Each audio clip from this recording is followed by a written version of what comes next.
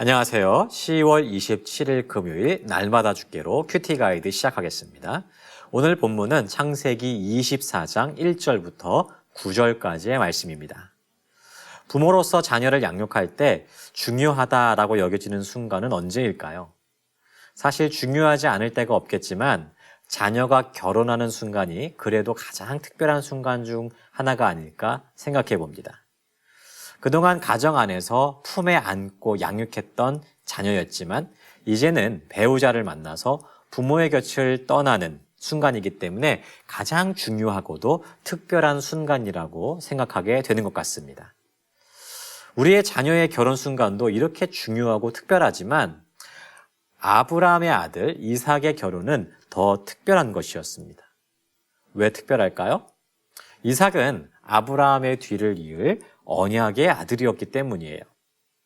아브라함에게 주신 하나님의 약속은 오직 이삭을 통해서만 이어져 갈 수 있었습니다.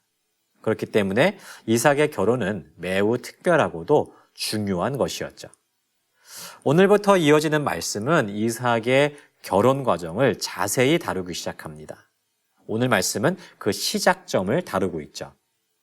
관찰 질문 1번입니다. 아브라함은 종에게 무엇을 맹세하게 합니까? 아브라함은 자신이 가장 신뢰하는 종을 부릅니다. 그리고는 자신의 고향으로 돌아가서 이삭의 짝이 될 수 있는 여자를 찾아와 데려올 것을 명령하죠. 이는 단순한 부탁 혹은 명령이 아니었습니다. 아브라함은 종에게 맹세까지 하도록 만들죠. 특히 이곳, 즉 가나안의 여성이나 이방 여성이 아니라 반드시 내 고향, 내 족속에서 찾기를 맹세하도록 합니다. 여러분, 왜 이렇게까지 중요하게 내 고향에서 이삭의 배우자를 찾아와라 라고 맹세하기까지 할까요? 그만큼 같은 민족에서 이삭의 아내를 찾는 것이 중요했기 때문입니다. 약속의 아들로서 이삭의 존재는 매우 중요했습니다. 또한 그 이삭을 이어갈 후손 역시도 아주 중요했죠. 그러므로 이삭의 아내는 우상을 섬기는 이방 여성이어서는 안 됐습니다. 하나님의 축복을 받은 같은 민족, 셈족, 즉 같은 민족 안에서 이삭의 배우자를 찾도록 함으로써 하나님을 믿는 신앙과 믿음이 잘 이어져 갈 수 있도록 해야 했습니다. 관찰 질문 2번입니다. 아브라함이 종에게 이삭을 아브라함의 고향으로 데리고 가지 말라고 하는 이유는 무엇입니까? 종은 아브라함에게 질문합니다. 혹시라도 그 여자가 자신을 따라오지 않으면 어떻게 하면 좋겠냐는 것이죠. 그러면 다시 이삭을 고향으로 데려가서 아내를 만나도록 하겠느냐는 것입니다. 사실 종의 질문은 지극히 상식적인 것이었습니다. 자신이 결혼할 사람이 정확히 어떤 사람인지도 모른 채 종의 말만 듣고 고향을 떠날 여자는 없을 것이기 때문이었습니다. 하지만 아브라함은 그렇게 하지 말라라고 이야기하죠. 그 이유가 무엇입니까? 하나님께서 먼저 사자를 보내셔서 이삭을 위한 아내를 택해 주실 것이기 때문입니다. 즉 하나님께서 택한 그 여성이 종을 따라 오지 않을 일이 없을 것이니까 염려하지 말라는 것이죠. 관찰 질문 3번입니다. 종은 주인의 말에 어떻게 반응합니까? 아브라함의 말을 들은 종은 주인의 허벅지 아래에 손을 넣고 이 일에 대해서 맹세를 합니다. 아브라함이 한 말에 대해서 반드시 지켜 행하겠다는 다짐과 맹세였습니다. 또한 하나님께서 아브라함의 말대로 해주실 것이라고 하는 믿음의 표현이기도 했습니다.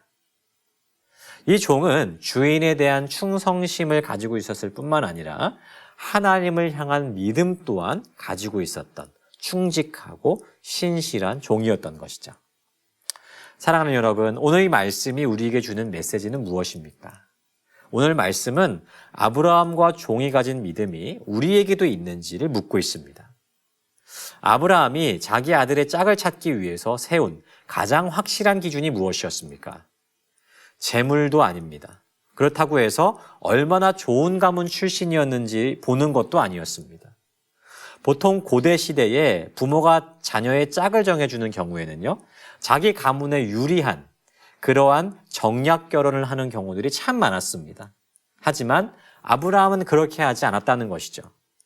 그에게 있어서 오직 기준은 하나였습니다. 하나님의 약속이 성취되고 그 약속이 이루어질 수 있는 사람을 선택하는 것이었어요. 그리고 하나님께서 이 일을 위해서 모든 것을 직접 이루어 주실 것이라고 하는 확신도 가지고 있었습니다.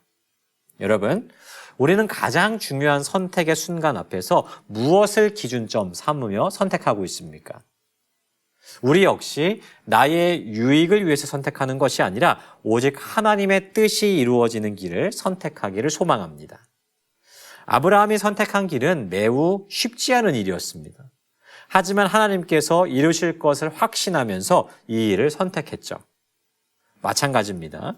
하나님의 뜻이 이루어지도록 선택하는 것은 때로는 돌아가야 하는 것 같고 또한 손해보는 것처럼 느껴지기도 하죠.